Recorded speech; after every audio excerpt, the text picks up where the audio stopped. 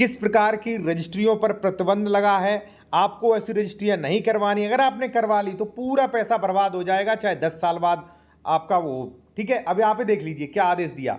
157 का के प्रावधानों का उल्लंघन हुआ, पुनर्स्थापन प्रार्थना पत्र स्वीकार करते हुए निम्नलिखित आदेश पारित किया गया कि खसरा संख्या 384 पूर्व नामांतरण यानी कि दाखिल खारिज आदेश निरस्त करते हुए भूमि राज्य सरकार में लगाने हेतु तो आख्या सेवा में प्रेषित हो।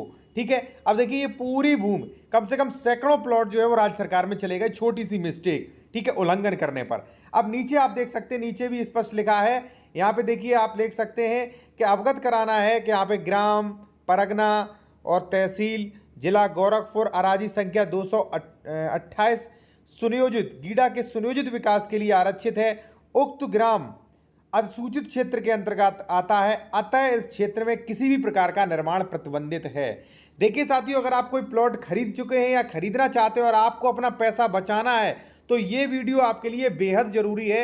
हजारों लोगों को जो है बड़ा नुकसान हो रहा है, और ये नुकसान जरूरी नहीं आज पता चल जाए आपको, बाद में पता चला जाएगा 5-6 साल बाद। तो ये गलती क्या कर रहा है वो आप जान लीजिए, अगर आप खरीदने जा रहे हैं या खरीद चुके हैं तो, या रजिस्ट्री करवाने जा रहे हैं। देखिए साथियों, एक चीज़ मैं इससे पहले और बता दूं कि कई लोग जो है हमारा कॉन्टैक्ट नंबर पूछते हैं, तो भाई हमारा कॉन्टैक्ट नंबर जो है वो वीडियो की डिस्क्रिप्शन में आपको मिल जाएगा। अगर आप कोई बेहतर कानूनी सलाह, कोई डॉक्यूमेंट्स चेक या कोई प्रॉपर्टी खरीद रहे हैं, उससे रिलेटेड आपको डॉक्यूमेंट चेक करवाना है कि वो प्रॉपर्टी विवादित तो नहीं है या कोई डबल रजिस्ट्री से अधिक विक्रय है, तो आप वो भी चेक करवा सकते हैं। कॉन्टैक्ट नंबर वीडियो के डिस्क्रिप्शन में मिल जाएगा साथियों। देखिए सबसे पहले साथियों मैं आपसे एक चीज़ कहूँगा जो बिल्कुल नॉर्मल चीज़ है कि देखिए भाई, आपने देखा होगा कहीं इटावा में सैकड़ों कॉलोनियों पर, हजारों प्लॉट पर बुलडोजर चल रहा है, कहीं बुलंदशहर में, कहीं लखनऊ में चल रहा है। तो ये बुलडोजर चल क्यों रहा है? देखिए मैं सरकार की यहाँ पे बड़ी लापरवाही करूँगा प्रशासन की, कि भाई अगर मान लीजिए कोई बंदा, कोई मान लीजिए कॉलोनी जो है वो अगर अवैध है, बिना लेआउट है, बिना रेरा रजिस्टर्ड है, उसका लेआउट पास्ड नहीं है, तो ऐसे में अगर कोई आम आदमी प्लॉट खरीद रहा है तो सरकार पहले ही रजिस्ट्री क्यों नहीं रोकती है कि भाई इसकी रजिस्ट्री हम पहले ही नहीं करेंगे, कम से कम उसका पैसा बचेगा, जो रजिस्ट्री में स्टाम्प शुल्क दे रहा है 2-3 लाख वो बचेगा। तो वो तो कोई रोकता नहीं है। ठीक है, पता चले किसी ने धारा 98 का उल्लंघन कर दिया, रजिस्ट्री ऑफिस में कोई नहीं रोकेगा, रजिस्ट्री ऑफिस में रजिस्ट्री कर लेगी, बेचारे का पूरा स्टाम्पों में पैसा गया, रजिस्ट्री में भी जमीन वाला पैसा चला गया। तो इसलिए आप भाई खुद जागरूक रहिए ना, तो वही आप जागरूक रहिए, क्योंकि जो रजिस्ट्री विभाग का ऑफिशियल नोटिफिकेशन है, मैंने नेक्स्ट वीडियो में बताया भी था कई वीडियोस में, वो स्पष्ट कहता है कि भाई अगर आप कोई प्रॉपर्टी खरीद रहे हो तो आपकी जिम्मेदारी है कि वो प्रॉपर्टी आप जांच पड़ताल कर लें। और प्रॉपर्टी ट्रांसफर एक्ट सेक्शन 3 में भी ये मेंशन किया गया है कि आप कोई प्रॉपर्टी खरीद रहे हो तो खुद जांच पड़ताल करो। ठीक है, चलिए अब इन सब बातों को छोड़ के हम आते हैं अपने टॉपिक पर। सबसे बड़ा जो रिस्ट्रिक्शन लगा है साथियों वो है धारा 98 का। ठीक है, वो आप समझ लीजिए कि अनुसूचित जाति के भूमिधरों द्वारा अंतरण पर प्रतिबंध यानी कि ट्रांसफर पर रिस्ट्रिक्शन लगा है। अब आप कहोगे मुझे पता है इसमें कुछ नया नहीं बता रहे हो आप, बिल्कुल मैं नया ही बताने वाला हूं। देखिए कई लोग क्या कर रहे हैं कि प्लॉट SC/ST से खरीद रहे हैं, SC/ST वर्ग के व्यक्ति से प्लॉट्स खरीद रहे हैं। अब देखिए भाई, आप प्लॉट खरीद रहे हैं, आपके एडवोकेट प्रॉपर्टी डीलर कह रहे हैं कि नहीं आप प्लॉट खरीद सकते हैं, उस पर आप आवासी लिखवा दीजिए, आवासी का स्टाम्प पे कर दीजिए, आप खरीद सकते हैं, कोई दिक्कत नहीं होगी, और रजिस्ट्री ऑफिस में रजिस्ट्री भी हो जाती है भाई। चलिए ये भी बात सही है। तो मैं आपसे ये कहूँगा 2 शब्द केवल, कि जो बंदा ये कह रहा है आपसे, प्रॉपर्टी डीलर हो, एडवोकेट हो, उससे आप ये पूछ लीजिए कि हमें एक चीज़ दिखा दीजिए कि ये कहाँ लिखा है पूरे कानून में कि प्लॉट पर धारा 98 लागू नहीं होगी, ये कहाँ लिखा है वो बता दीजिए। और ये कहाँ लिखा है केवल आवासी का स्टाम्प पे कर देने से वो जमीन आवासी घोषित मानी जाएगी, धारा 80 की मानी जाएगी, ये कहाँ लिखा है? बस ये 2 पॉइंट पूछ लीजिए। अगर वो लिखा दिखा दें आपको, ठीक है, किसी बुक में, किसी सेक्शन में, किसी रूलिंग में, तो आप मान जाना। ठीक है ना, कहीं नहीं दिखा पाएंगे क्योंकि ऐसा नियम ही नहीं है।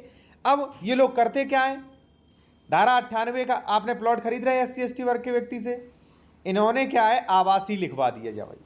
ठीक है, आवासी लिखवा दिया, रजिस्ट्री करवा दी, रजिस्ट्री ऑफिस में पैसे दिलवा दिए 1-2%। ठीक है, रजिस्ट्री आपकी हो गई।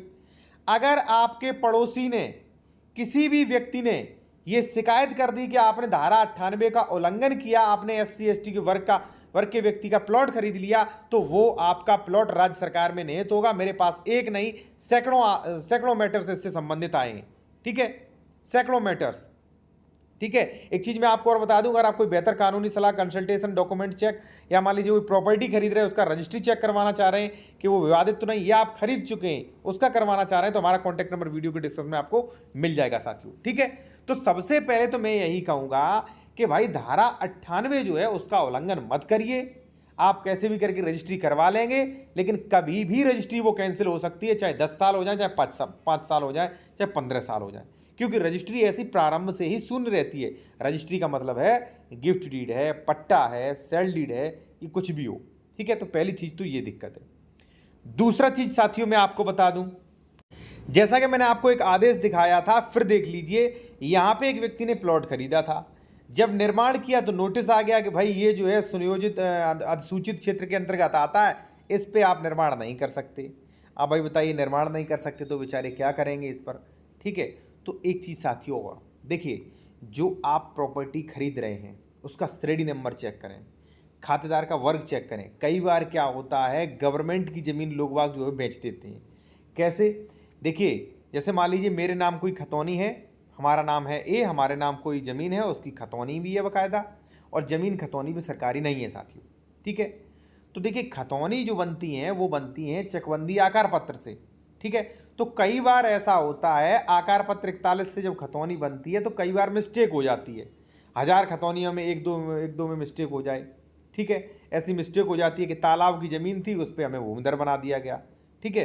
तो आप ये चेक करें कि भाई ये श्रेणी नंबर 1 खातेदार का जो ट्रांसफरेबल राइट्स वाला जो भूमिदर ये दिखा रहा है, क्या ये आकार पत्र 41 पे दिखा रहा है कि नहीं, तो वो भी आप चेक कर लें, ठीक है। कई बार होता है कि ज़मीन आपके नाम से हो रही खतौनी पे, लेकिन अगर उसका पुराना रिकॉर्ड निकलवाओ 20 साल पुराना, तो पता चल रहा वो तो ग्राम सभा की ज़मीन है। और नियम ये है यूपीआरसी में कि भाई ग्राम सभा की या किसी भी आरक्षित ज़मीन पर कोई भूमिधरी अधिकार प्राप्त नहीं कर सकता।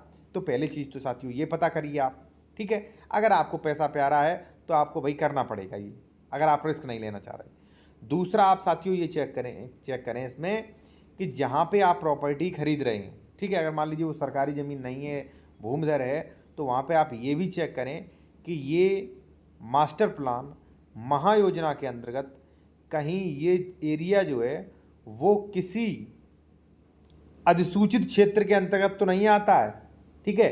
उसमें इसका जो है लैंड यूज़ क्या है, ठीक है, ये इंडस्ट्रियल एरिया है क्या नहीं, ये चीज़ें भी आप चेक करें कि भाई पता चले आप किसी जो अधिसूचित क्षेत्र है उसमें आपने खरीद लिया तो उस पर निर्माण वगैरह नहीं कर सकते आप, ठीक है।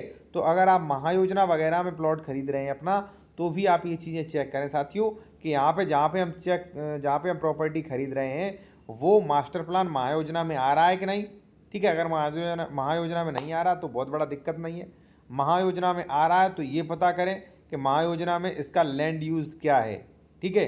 ये आरक्षित तो नहीं है किसी के लिए, किसी सुनियोजित विकास के लिए आरक्षित तो नहीं है। तो ये चीज़ें साथियों जो है आपको पहले ही चेक कर लेनी चाहिए, ठीक है ना। बाद में मान लीजिए आपको कोई भी अगर बेहतर कानूनी सलाह लेनी है तो हमारा कॉन्टैक्ट नंबर आपको वीडियो के डिस्क्रिप्शन में मिल जाएगा, ठीक है। व्हाट्सअप नंबर है, आप व्हाट्सअप मैसेज करें, अपना लीगल एडवाइस के लिए अपॉइंटमेंट ले सकते हैं, फीस जमा करके आप बात भी कर सकते हैं साथियों। धन्यवाद।